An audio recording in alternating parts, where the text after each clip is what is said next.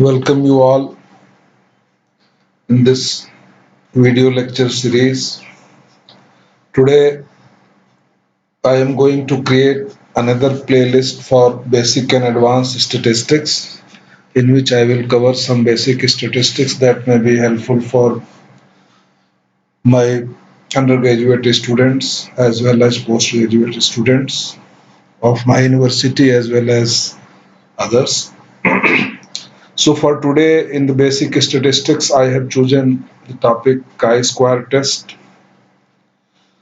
In this, I will explain you the formula, the theoretical rationale of that formula, and the applications of the chi-square test. Before I proceed, I would like to define two terms, the parametric and non-parametric test. Basically, these are two types of inferential statistics, parametric test, in which some basic assumptions about the distribution of the data or score is made. On the other hand, in non-parametric statistics, the distribution assumption is not required, and therefore most often the non-parametric statistics are also called distribution-free statistics. So we use non-parametric statistics when the data is not meeting the parametric assumptions. In that condition, we can go for non-parametric test. And also, in terms of the nature of the data, the levels of measurement, if the data is not at the level of interval or ratio scale, if data is ordinal level or nominal level, then in that condition also we go for non-parametric test. And chi-square test is basically a non-parametric test. Like t-test, which is a parametric test in which you test the significance of difference between two means or two other statistics. The chi-square test also examines the difference between two things, but they are two frequencies, two distributions. So chi-square test is basically the most commonly used non-parametric test when our purpose is to examine whether a observed distribution on an observed model is fitting with or is different with the hypothesized model or distribution. So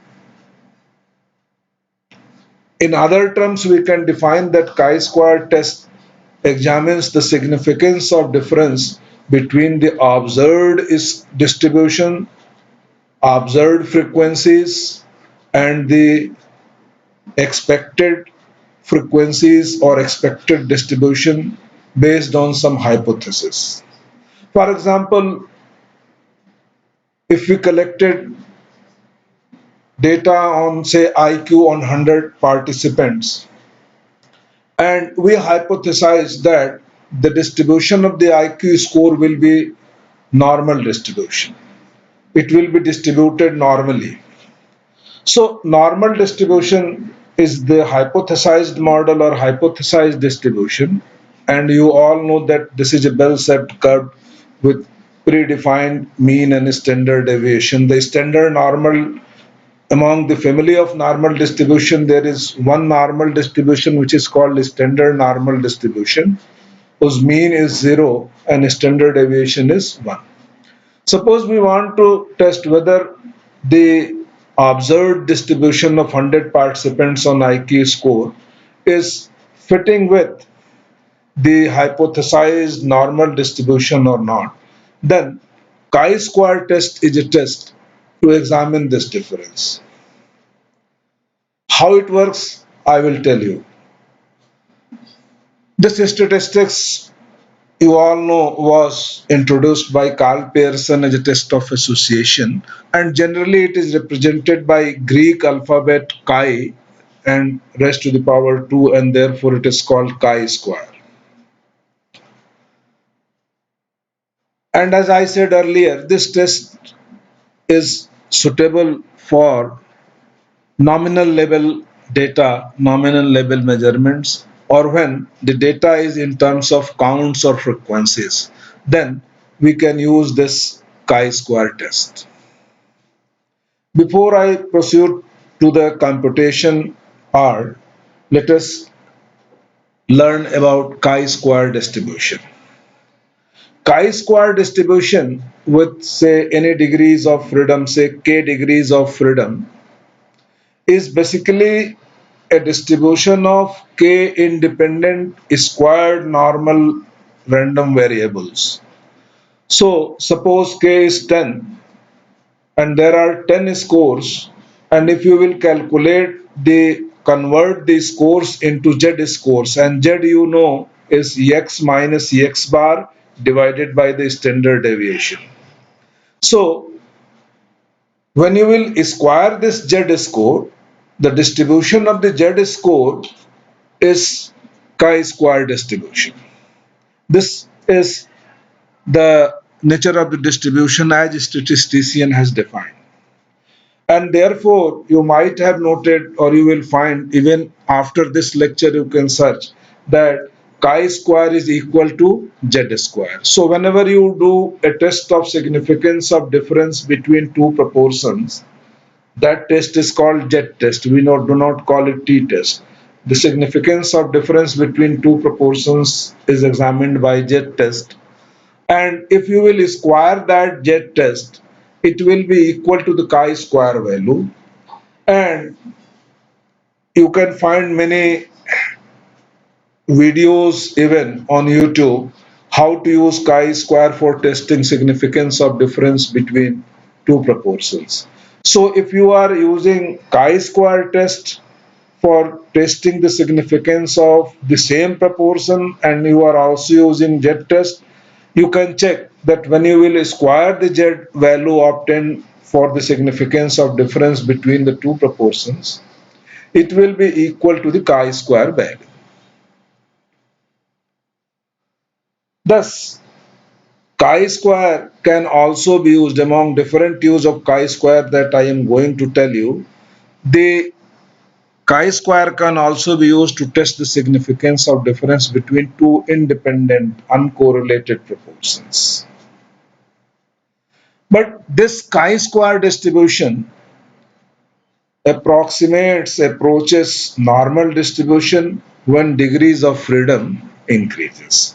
I would show you the chi-square distribution. It is not like normal distribution you can see here. So this is a chi-square distribution with r minus 1 into c minus 1 row minus 1 into column minus 1 df, and this is like this. But when df will increase, this will start approaching the normal distribution. I have shown this is the chi-square distribution for 1 df, this is the chi-square distribution for 4 df, this is the chi-square distribution for 6 df. So as the df will increase, the chi-square distribution will approach normal distribution. It will approximate normal distribution. So when we do chi-square test, the testing is done based on this chi-square distribution. We compare our result with predefined df of the chi-square distribution. So let me first define the computational formula.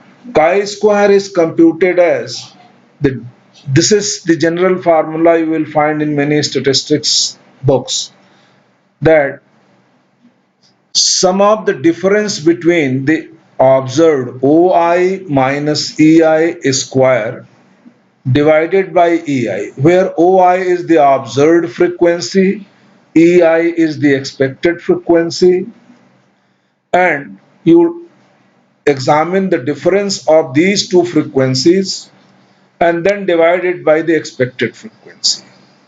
But in psychology textbooks, generally we use FO and FE for observed frequency and expected frequency. So I have written this formula in this form also because this video may be attended by many psychology students, because I am from psychology and I am creating this video for my psychology students of my own university. So chi square is equal to sum of the observed frequency, the difference of the observed and expected frequency, that is FO minus FE squared, divided by expected frequency.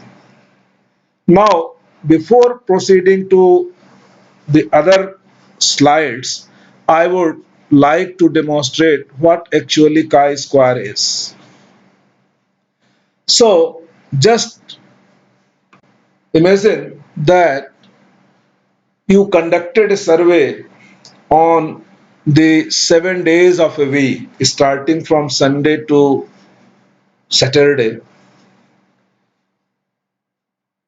near the emergency ward of the hospital, the number of people who die on each day.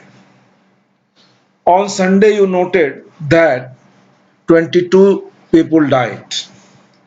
On Monday, you noted that, just I am enlarging this so it can be more visible to you.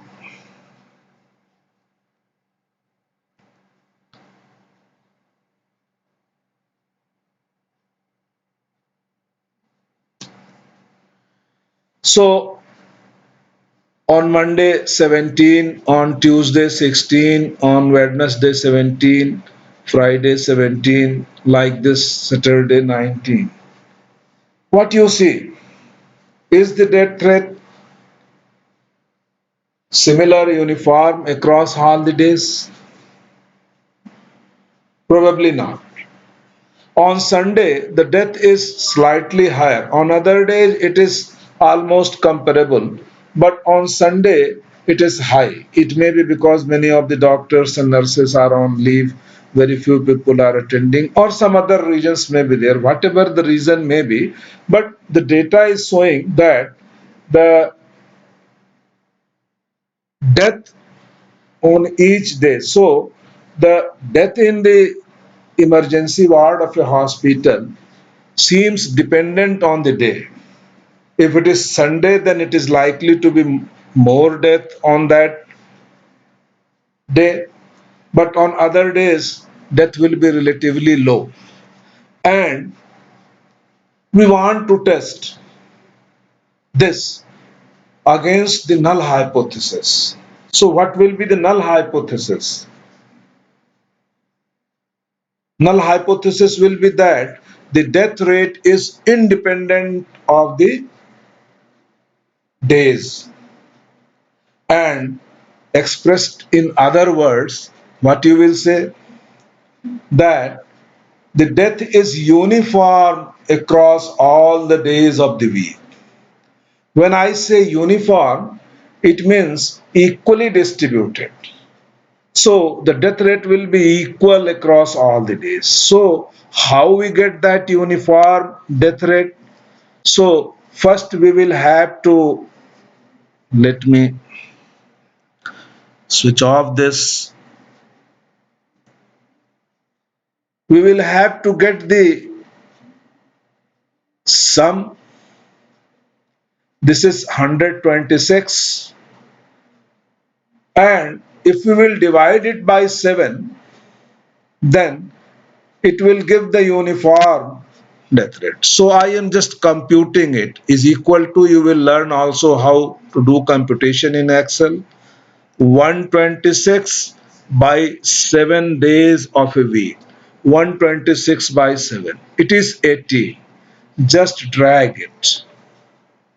So this is the frequency expected by our null hypothesis, that the death rate is uniform across all the days of the week.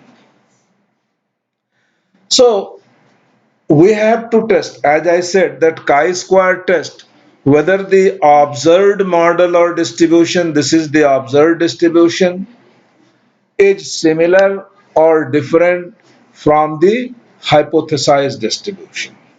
So this is expected frequencies FV, and this is FO, observed frequency. This is the observed distribution or model, and this is the hypothesized model against the null hypothesis. Now, is there any difference? So we will examine the difference. So for difference, what we will do? We will subtract the expected frequencies from the observed. FO minus FE. Let me insert a row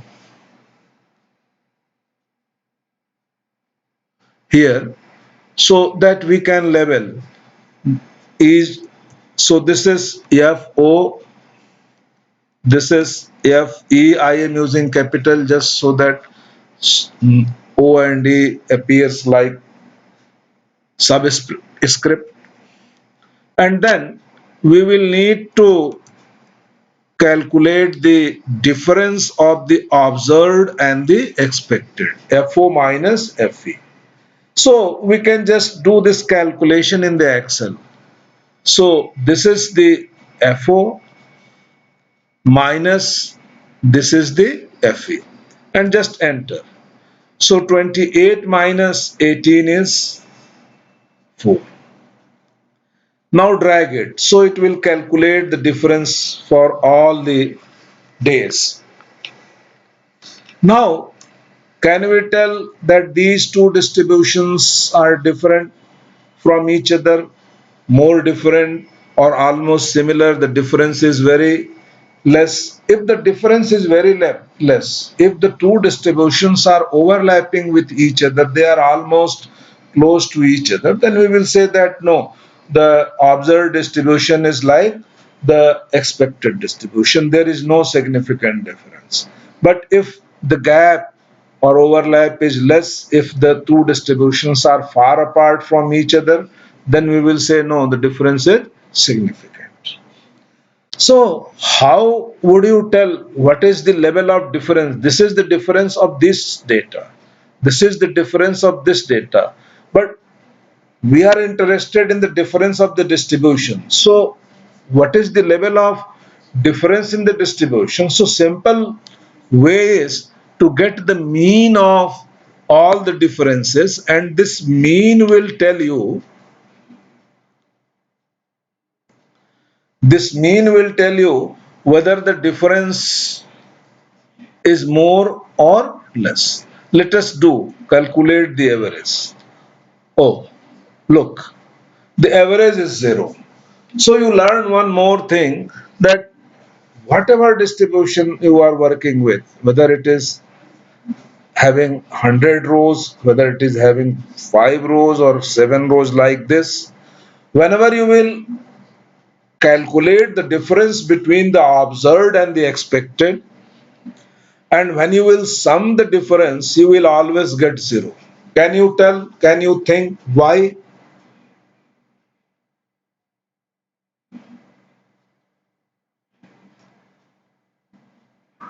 This is because I just paused just to help you to think.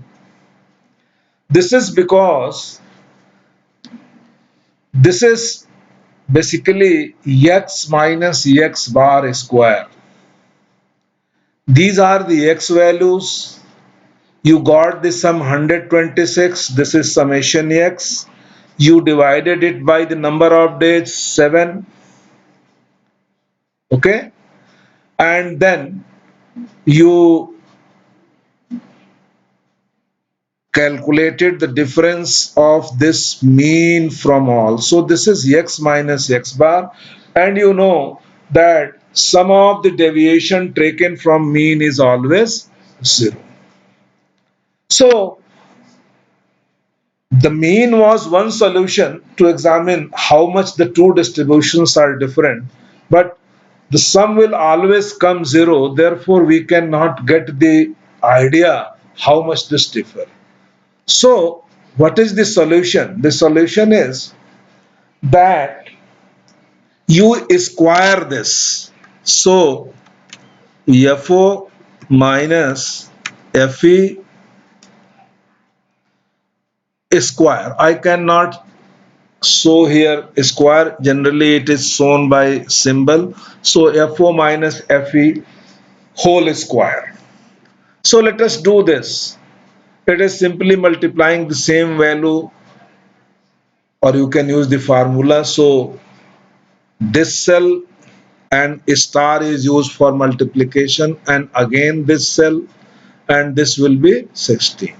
Now you drag, this formula will be applied for all.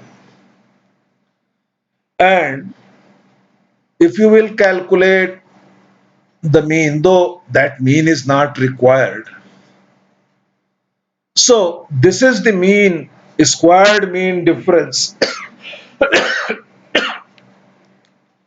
But with this we cannot exactly tell this is the raw difference. This difference has to be normalized. If we will not normalize, then it will not tell the real picture. Let me give some concrete example. Suppose you are having several lakhs rupees and you have to spend rupees 100, and I am having only 1000 rupees and I have to spend rupees 100. That 100 seems equal but is not having same meaning. If we will standardize by the total income or total money that we have with us, then 100 by 1 lakh and 100 by 1000, they are not equal. So this difference FO minus FE square needs to be normalized, needs to be standardized. So we compare this difference against a standard value. So what we do, we divide it by the expected frequency. So this will be FO minus FE whole square divided by FE. So this is already FO minus FE square. We have to divide this value by FE to get this column. So just put is equal to sign for writing formula. This is FO minus FE square. This has to be divided by FE and just enter. So this is 1 chi-square value. FO minus FE square divided by FE. And you just drag it. So these are the individual chi-square value. And when we will sum, this will be the chi-square value. This is the chi-square value for the whole distribution. So let us go back to the formula. Chi-square is equal to FO minus FE square divided by FE. So to know the difference, first we should examine the difference and examine the difference of the observed FO and the difference of the FO and the FE.